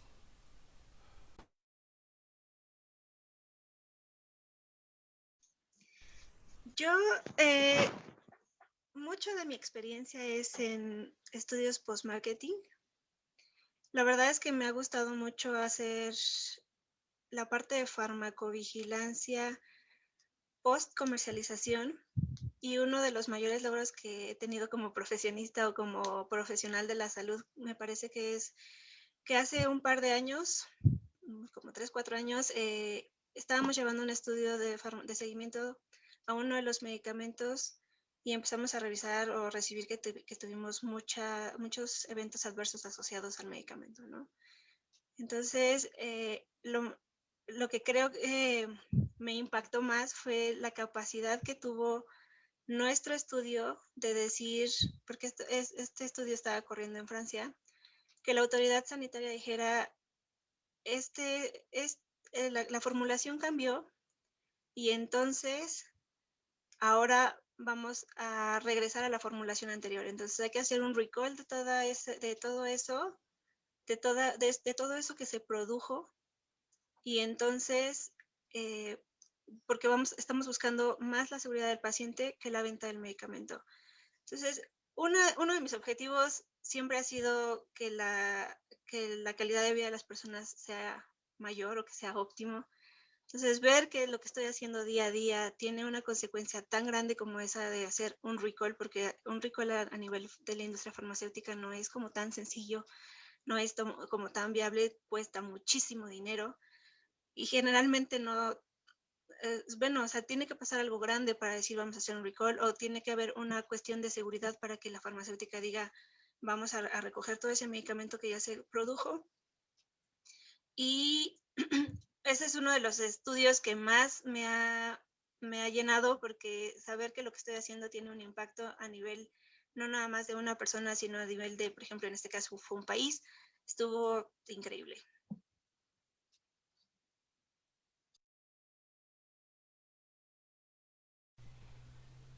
Muchas gracias. De mi parte, pues he estado en estudios clínicos de oncológicos, de diabetes, cardiovasculares, artritis, vacunas. Yo creo que el estudio, yo creo que el estudio que más me ha gustado, que me ha llenado laboralmente hablando, yo creo que fue un oncológico que llevé de cáncer de riñón. El ver cómo pacientes que, pues, bueno, la primera indicación cuando alguien tiene cáncer de riñón es quitar el riñón afectado y tratar el que está sano, porque para que no tenga a lo mejor posible metástasis que no se ha detectado. El ver cómo ese tratamiento les causaba mejora a los pacientes, les causaba una mejora en la calidad de vida, y poco a poco lo que te iban reportando los médicos era una mejora en la calidad. Si bien la enfermedad a lo mejor no se erradicaba por completo, pero los pacientes, pues, en su diario de calidad de vida reportaban que estaban mejor con su familia, que se sentían más activos desde que empezaron el tratamiento. Eso la verdad te llenaba bastante. O sea, aparte de que aprendes de oncología sin ser oncólogo, también el ver cómo lo que estás revisando y el medicamento que estás poniendo en el mercado, bueno, que estás investigando en estos momentos, de verdad está causando algún beneficio a los pacientes. Ese yo creo que sería el protocolo que más me gustó, digamos. Y por parte de, digamos, en el otro que aprendí bastante, pero fue porque viajé por todo el país. Como monitor clínico tienes que viajar en muchos lugares pues no solo nacionales, sino internacionales, pero ese protocolo se llevaba a cabo en todos los IMSS de México. Entonces pues tuve que viajar por todo el país. Ese, la verdad, me gustó bastante. O sea, conocí algo diferente, entonces sacándole provecho a lo que es nuestra labor.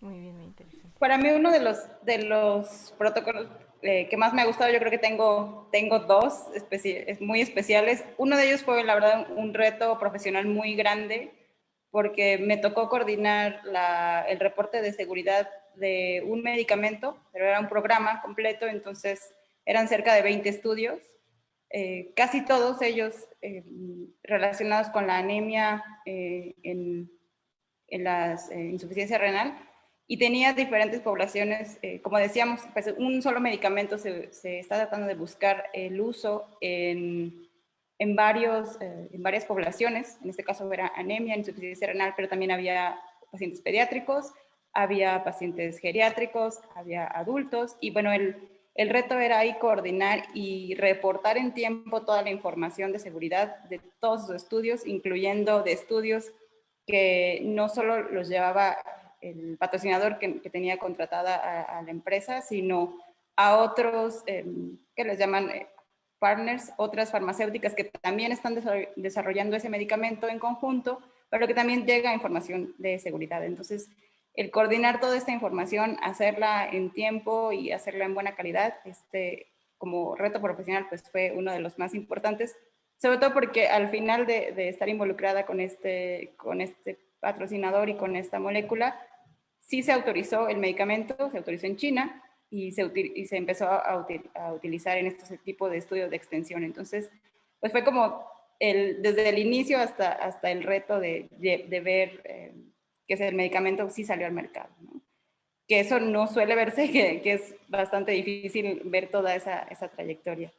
Y el otro estudio que la verdad es que me gustó bastante fue porque combinó dos situaciones o dos cuestiones del ámbito laboral que a mí me apasionan, que es el que les comentaba de asma hace un rato, en el que yo como farmacéutico del hospital tenía que darle la información al paciente, tenía que explicarle cómo utilizar el medicamento, escucharlo para saber si había algún evento que ellos pudieran relacionar con el medicamento o alguna situación adversa que ellos hubieran presentado, y que digamos que yo solo conocía esa información porque no era algo que yo pudiera reportarle al investigador, sino que a mí me tocaba reportar la información porque lo hacía en la parte on-blind, es decir, no, en la parte no cegada. En aquellos entonces, bueno, me tocaba desde al autorizar el medicamento, es decir, tomar el teléfono y llamar al sistema de autorización para saber qué medicamento se le iba a dar al paciente, entregárselo, darle la información y recabar la información. Entonces, combinaba tanto la parte de la atención farmacéutica como la de los estudios clínicos, que ambas pues, son realmente mi pasión profesional. Yo también voy a mencionar dos. Bueno, tengo experiencia en muchas indicaciones, en vacunas, en cardiología, dermatología, gastrointestinal. Actualmente estoy en oncología. Yo también voy a mencionar dos. El que llevo actualmente me gusta mucho porque es participo como líder global de proyecto y eso me ha permitido interactuar con todas las regiones que lleva el estudio. Entonces, estoy aprendiendo mucho de, por ejemplo, cómo se llevan los estudios en Japón, China, Europa, Grecia, Norteamérica, Latinoamérica, y entonces me toca, tengo equipo en todos esos lugares y entonces desde lidiar con los acentos de inglés y entendernos hasta las diferencias culturales, ¿no? Por ejemplo, en Japón, que todo tiene que ser como con, además de la normativa, con las normas culturales del país, todo eso me es muy interesante. Y el otro que voy a mencionar es uno que llevé, de hecho, con Emma, que está en la plática, fui monitor y después fui líder de monitores. Y además de que ese estudio que era en hipertensión arterial pulmonar me dio mucha experiencia en muchas ramas, porque por ejemplo tuvimos inspecciones de la FDA y de la Agencia Europea, y entonces pudimos participar en la inspección, lo cual fue muy interesante y muy enriquecedor. Como decía Elvis hace rato, yo creo que la mayoría de los que estamos en este ramo lo hacemos también por querer ayudar y poner nuestro granito de arena, y entonces fue muy gratificante. La hipertensión arterial pulmonar es un padecimiento que hasta hace unos años prácticamente no tenía un tratamiento especializado, afecta principalmente a mujeres en edad reproductiva, entonces pues yo me sentía ahí, de pronto eran chicas de mi edad las pacientes y se la pasan muy mal. En ese entonces el pronóstico de vida era peor, una vez diagnosticado era peor que un cáncer terminal, ¿no? A veces tenían un pronóstico de vida de 6 meses a un año. Afortunadamente el medicamento funcionó y entonces creo que algunas todavía siguen por ahí en muy buenas condiciones, y entonces ver el progreso de los pacientes, ¿no? De que estaban pues ya con una desahuciados a que mejora su calidad de vida y siguen llevando una vida normal después de varios años es muy gratificante, y bueno, pues obviamente el medicamento se aprobó y ya está en el mercado desde hace unos años. Pues muy, muy interesante todo lo que nos han compartido el día de hoy. Qué bueno que han tenido la oportunidad de participar en estos ensayos clínicos y, como bien lo dicen, pues tener la oportunidad de ver cómo los pacientes mejoran por el hecho de haber participado en el desarrollo y vigilancia de un medicamento previamente estudiado, ¿no? Eso creo que es muy bueno. Cada uno de nosotros como farmacéutico, desde el lugar en el que se encuentra, tiene esta ventaja, esta bendición de estar en el área haciendo lo que le gusta y sentirse feliz y ver los resultados como estos, como en el caso de ustedes, en el caso de los que estamos en hospital o viendo pacientes, cuando ya nos toca esta parte donde ya llegó el medicamento al paciente y entonces nos encargamos ya, una vez que está en el mercado, de toda su vigilancia, de reportarles los eventos adversos que ya hay una vez comercializado. Y la comunicación sigue existiendo entre ustedes y nosotros, y entre los comités de ética en investigación y todo esto. Entonces estamos en distintas áreas, pero la finalidad es la misma: el paciente, su seguridad en cuanto a medicación, ¿no? Y seguimos, bueno, en el mismo ámbito. Muchísimas gracias por habernos acompañado, por haber aceptado esta invitación a esta transmisión de Desayunos con Aroma A. En verdad que fue muy enriquecedor y esperamos que a todos los que nos siguen les sea de mucha utilidad, ¿no? Lo hemos compartido en diversos grupos, los invitamos para que sigan compartiendo la plática, para que tenga más alcance y llegue a muchísimas más personas. Gracias de verdad por habernos acompañado, y pues bueno, los esperamos en una siguiente emisión, ¿verdad? Por ahí les estaremos haciendo llegar una invitación. Gracias. Gracias por la invitación. Gracias a ustedes por la invitación. Bueno, en cuanto a los avisos parroquiales, como siempre los tenemos, nuestra charla del próximo sábado 24 de abril es este tema de telefarmacia y telemedicina. Y vamos a desayunar cabrito. Y entonces ahí ya les estaremos platicando de dónde viene este delicioso platillo. Tendremos también excelentes conversadores, ya les estaremos haciendo llegar el cartel como cada semana. Y otro evento que tenemos por ahí compartido en nuestras redes es del Colegio de Nuevo León, del Colegio de Químicos de Nuevo León. Tienen un evento gratuito por Zoom el 22 de abril sobre leucemias. Entonces, para que estén ahí atentos, estamos compartiendo los carteles también. La Academia Nacional de Ciencias Farmacéuticas también tiene un evento el 22 de abril a las 18 horas. Es implicaciones del avance de la nanomedicina en el desarrollo de formas farmacéuticas. También se acerca ya el Congreso Nacional de Farmacovigilancia y Tecnovigilancia, ese es hasta el mes de octubre, pero bueno, ya se lanzó el cartel también, para que estén atentos a las fechas y las inscripciones, no se lo vayan a perder. Y hay una convocatoria de trabajos libres para el segundo Congreso Virtual de Ciencias Farmacéuticas. También estaremos por ahí compartiéndoles más información. Y pues bien, muchísimas gracias a todos por habernos acompañado. Que tengan un excelente fin de semana. Nos vemos el próximo sábado.